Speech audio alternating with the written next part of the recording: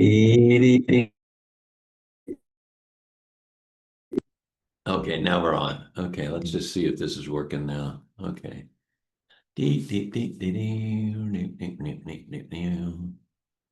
Uh-huh.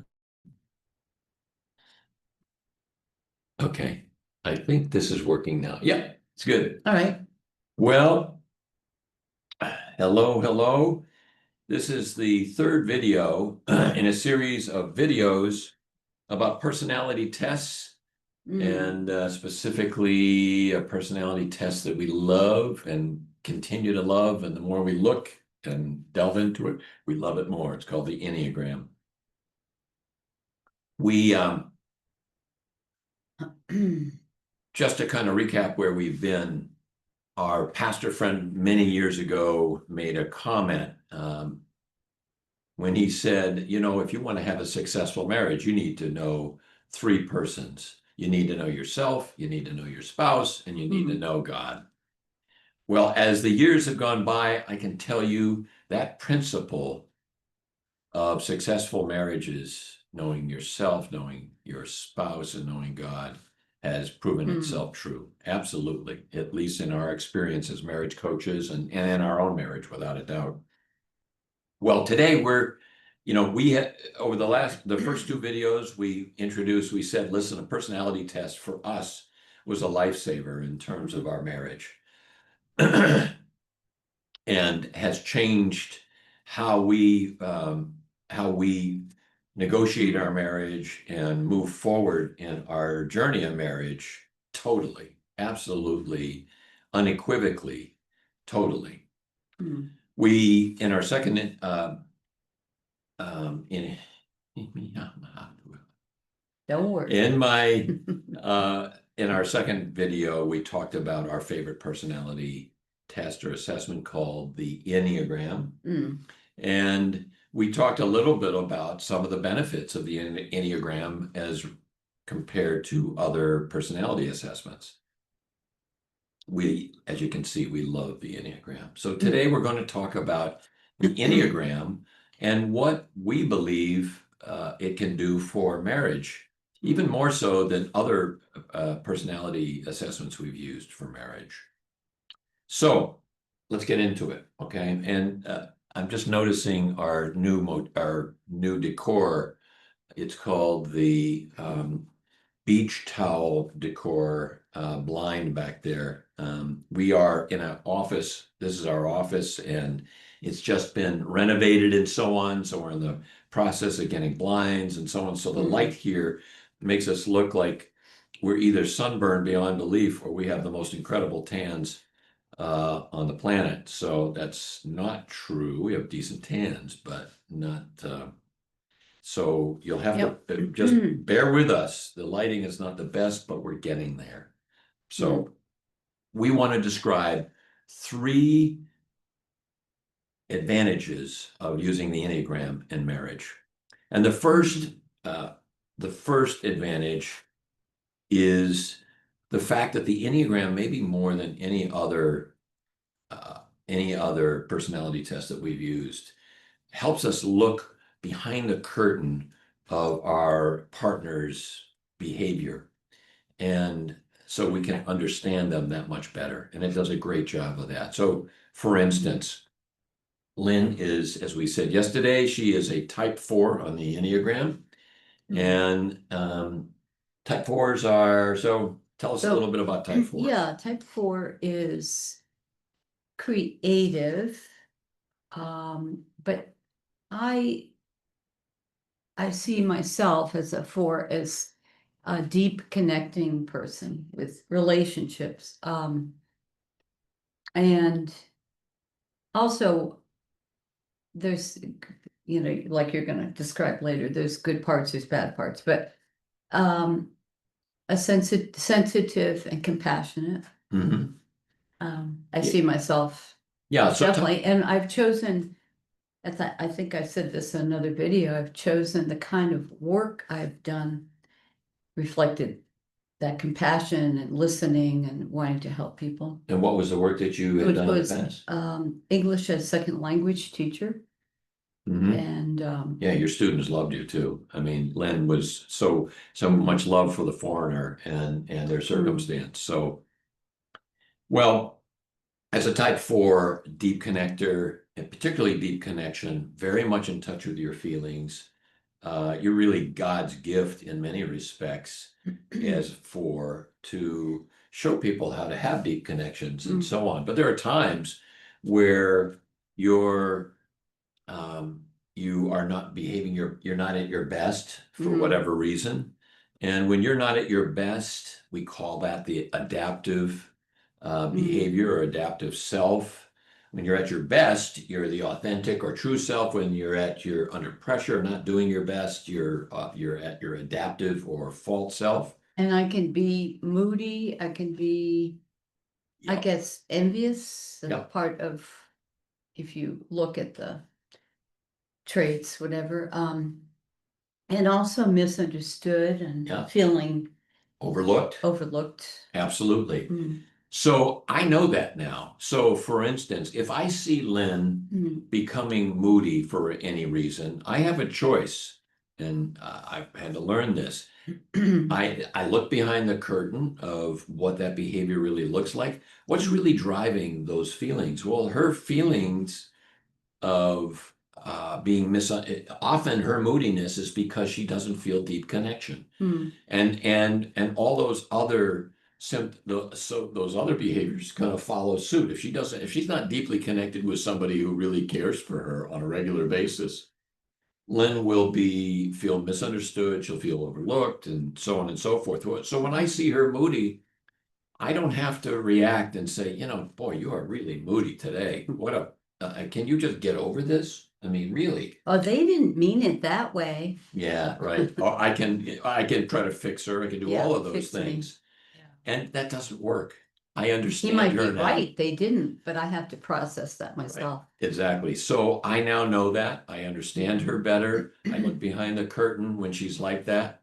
And it helps me and helps our relationship in so many ways. Number two, the Enneagram can help us avoid conflict, and I would call it unnecessary conflict, by helping us be more empathetic with our partners. You know, the I would say in our coaching ministry and business, I would say that empathy is in short supply. Let's just put it that way. It's not uncommon for us to hear one of the members of the couple say, he or she isn't empathetic. They don't understand. They just don't understand me. And I understand that. A few years ago, Lynn and I were arguing about something. Many years ago. Yeah, another century. And Lynn started crying because I was a busy physician. She needed some attention. Actually, at the time, you were still in medical school. That tells you, yes, That's even worse. how That's even long worse. ago it was. Yeah, I mean, we dated for a long time, and he was in medical school. Yeah, that's and even very worse. busy trying to study Yeah. for your exams, which is crazy. Plus, I worked part-time too. Yeah. Go figure. So I didn't sleep, and I wasn't paying attention to Len, that's for sure. But in this particular day, she was getting she was crying. And I remember just reacting because I didn't understand her. And I called her this. I said, "You're just an emotional blob." Can you imagine that? If I said that now, it would be maybe. We wouldn't be married. No, there would be no divorce, but there might be murder. Just saying. Yeah. So let's talk a little bit about how we can engender or help be more empathetic and avoid conflict. How does that Enneagram help us do that? So let's give some true life examples. Lynn is a type 4. You've described yourself as somebody who's compassionate, somebody who's you're a deep connector. You like to connect deeply. And a deep thinker. You're a deep thinker. I just realized that's another trait on there. Right. And you process things very, very well.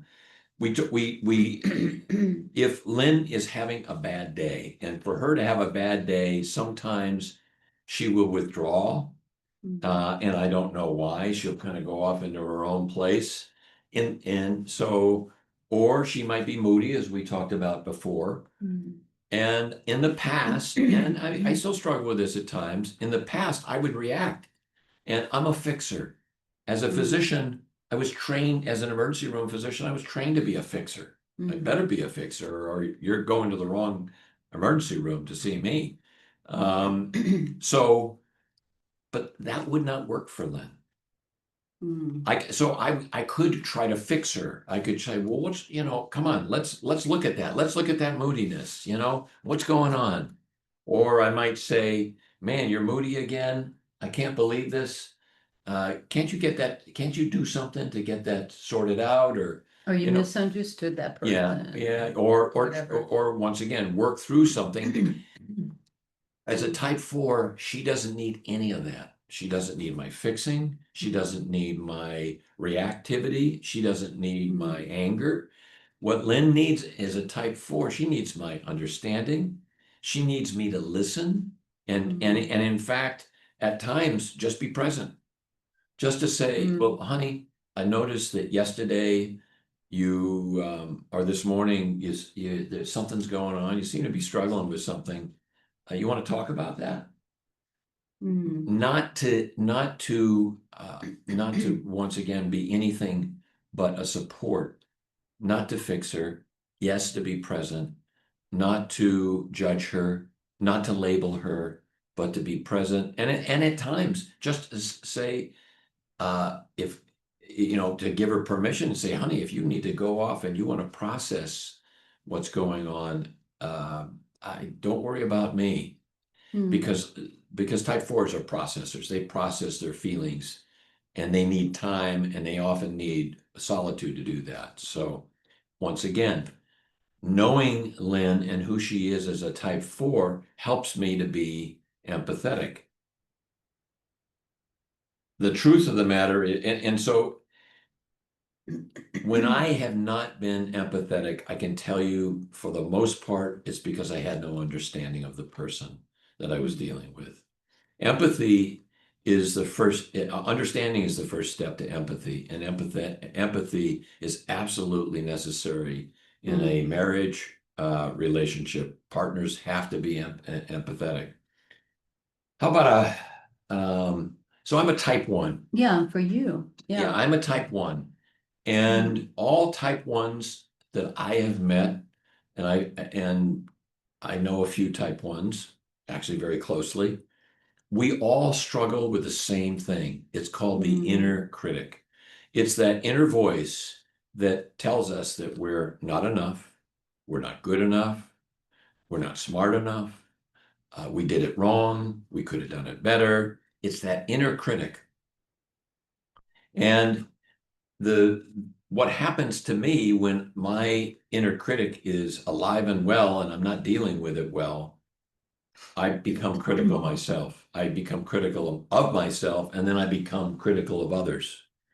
So, Lynn, what is a way that can help me if you see me begin to criticize others, or even begin to criticize you? What's a way that you've learned to respond to me, to help me to essentially love me Well, where I just am? to ask, what is something going on?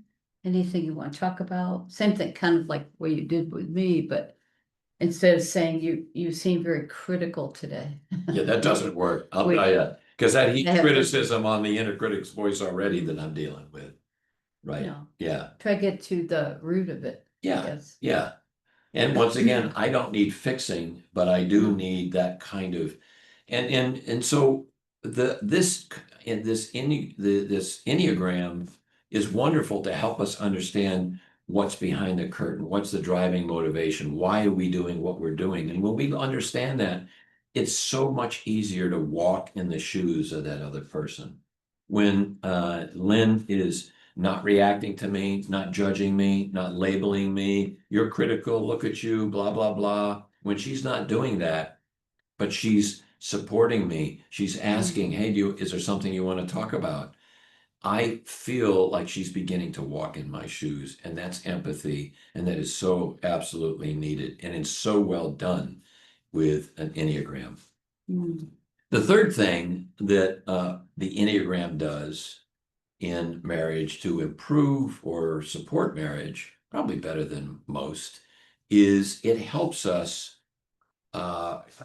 it helps us kind of grow together, but it helps us to do that in and we in a particular way. So we already in yesterday's video or last we recorded it yesterday.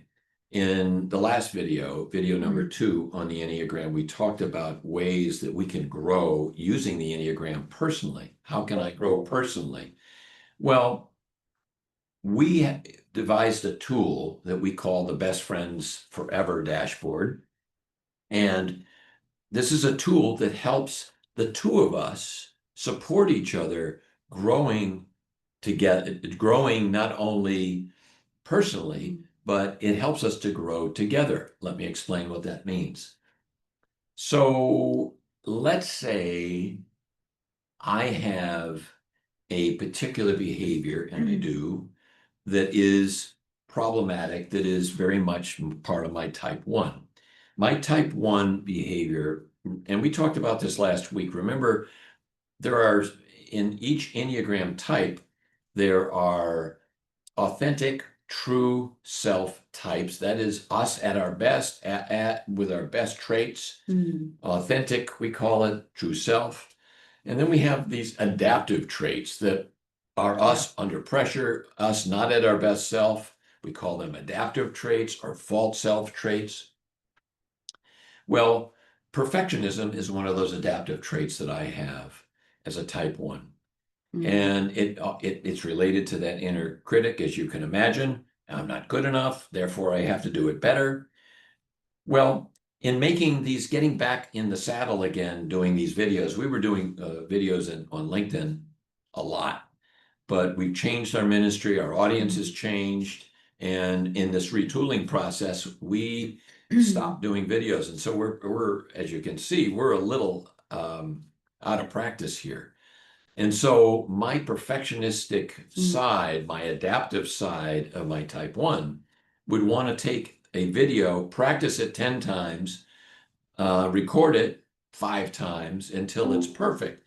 But that does a few things. That drives Lynn crazy, that drives me crazy, and it doesn't often improve the video whatsoever. So I realized that I needed to make a change there. I can move from my adaptive type 1, which is that perfectionism, to something different, to something that I really want to be more like. As we say in the Enneagram vernacular, I can lean into another trait, which is also part of, it's not a part of my type 1, but remember yesterday, and if you haven't seen, or rather video number 2, if you haven't seen that, go back and look at it.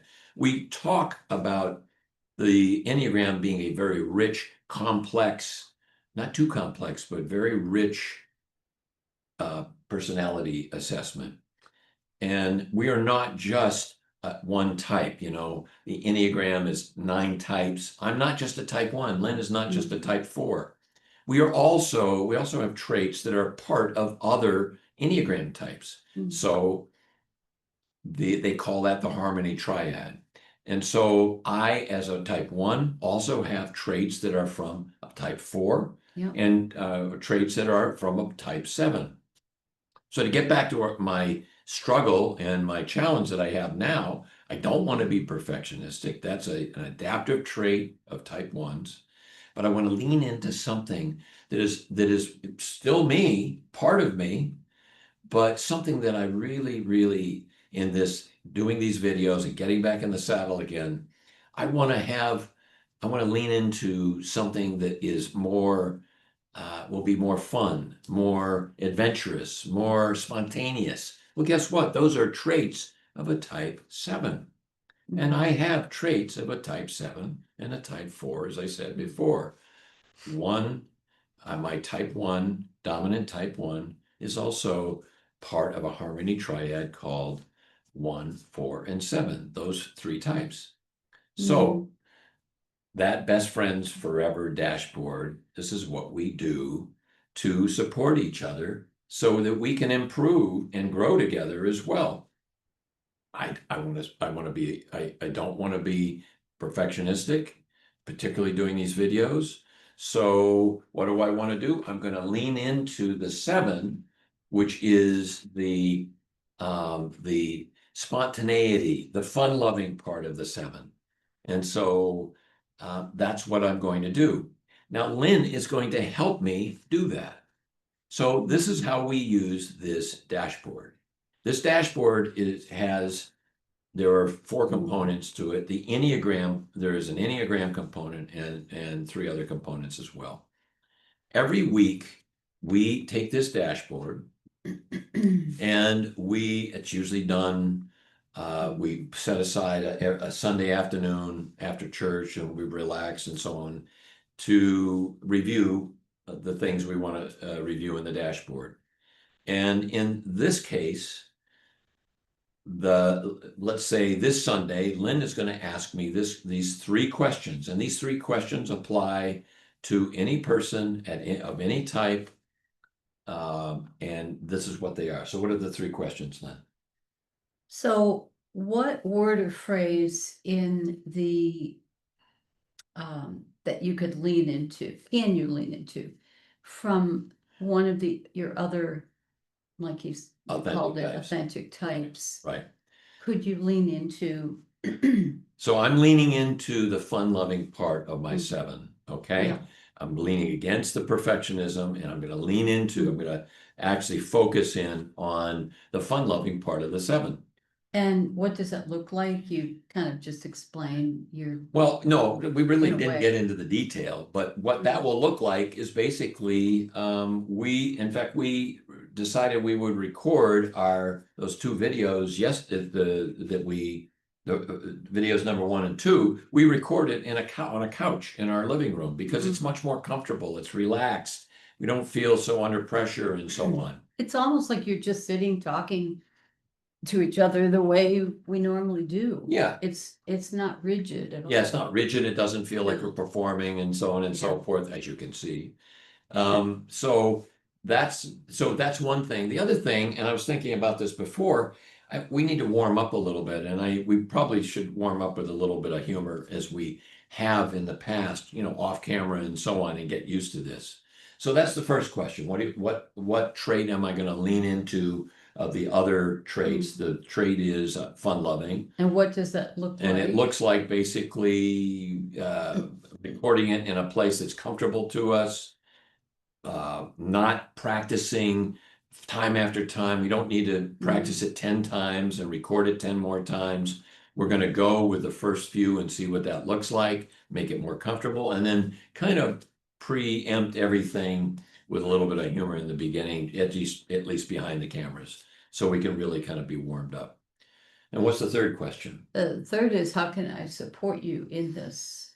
Yeah, so I think we will review this Sunday and every Sunday thereafter to see how we doing. And Lynn will ask these 3 questions and see how things are going. And I'm going to say, well, no, this is not working, or we need to brainstorm some other ideas of loosening up and making this fun-loving and so on. But that question that Lynn asks is not, how can I fix you? It's, how can I support you? So this Best Friends Forever dashboard, as it relates to the Enneagram, we use this together. So Lynn has a particular trait that she wants to move away from. And what is that trait right now that we're working on? For me, Yep. it's being taking things too personally, feeling overlooked, that kind of, you mean the jealous, the envious side? Yeah, it's the feeling overlooked, feeling misunderstood. Yeah. So if you look at video number 2, you'll understand what we're talking about. There's a real life event that occurred recently with somebody that Lynn knows well. And so if I apply these questions to you, what's the trait that you're going to lean into? You're going to lean away from your hypersensitivity, you're feeling misunderstood, nobody loves me, that kind of thing. Right. And so how are you gonna, what's that gonna look like? Um, a trait, well, into my, called the positive trait, I guess, Yeah, so what is that? would be more like compassionate, Hmm. sensitive, but not hypersensitive. So what would You that know, look like? How are you gonna apply this? just, well, for me, I need to connect deeply. Yeah. And so I need to, um, just arrange a call, so that I can talk to somebody that I know cares about me and we can, I need that connection. Yeah, we've talked about this before. So to add to what you said, you want Not to arrange that, isolate, not isolate. you want to arrange the call, you want to put it on your calendar, Yep. and you want to make sure that you make that call. Mm. Because if you don't do that, we're going to be there next Sunday and say, so how did that go? Another week went by, Right. yeah. Another week went by and I didn't connect. And I'm feeling overlooked and misunderstood. And I I'm gonna think just go out and learn. especially is hard, yeah, is hard for me because we don't live anymore back in the States, back where we used to live, Mhm. where I have people I can get together with easily, used to. In person and In person, not just a call, but see them. And I can't do that where we're living now. yes, And I haven't yet made the really deep, deep friendships that I have, and I know it's normal, it's not been that long, so. But it still makes it hard, so I have to make time for these calls. Yeah, Because be intentional. they're my connection back, that know me, people who know Yeah, me well. yeah. So my next question would be, how can I support you in doing that? Yeah, just to remind me, hey, did you make that call, or did you arrange that call this week, or Mhm. those calls, or? Yeah, And there's a few people here starting to get to know, even if they're in town. Um, what about getting together with this person or Mhm. something? So, So that's our best Yeah. friends forever dashboard. And once again, it's there to Yeah. do two things. We are growing personally, individually by and inviting our partner Mhm. to help support us and by asking certain questions. We do that on a regular basis, and you'd be surprised what happens. You begin to see change. We actually make changes, and we're supporting each other doing that. And that just when we move in the direction of support and away from conflict, it's amazing what changes in your marriage. So those are the things we talked about once again. Three things that the Enneagram does for marital or couples relationships. Number one, it helps us look behind the curtain to understand that person better. Number two, it helps us move away from conflict and more towards empathy. Um, Number three, it really using the tool that we use, but you can use other tools. It really helps you to not only grow personally, but grow supportively together as a couple. So Yeah. I have a question for you. If we circle back to the statement that we started this video with, that our pastor friend said, so the key to successful marriages is you have to know three persons. Number one, you got to get to know yourself. Number two, you got to get to know your spouse. Number three, you got to get to know God. We believe that the Enneagram helps very much with the first two, getting to know yourself and getting to know your spouse. It decreases conflict, it improves empathy, and it helps us grow together as married or serious relationship couples. So what are you waiting for? Would you like to see your relationship with your marriage relationship or premarital relationship, your dating relationship, grow closer? I mean, what do you want it to be? How closely connected do you want to be? Well, if you want to, get a hold of us, contact us. We'd love to help you. Until next time, take care.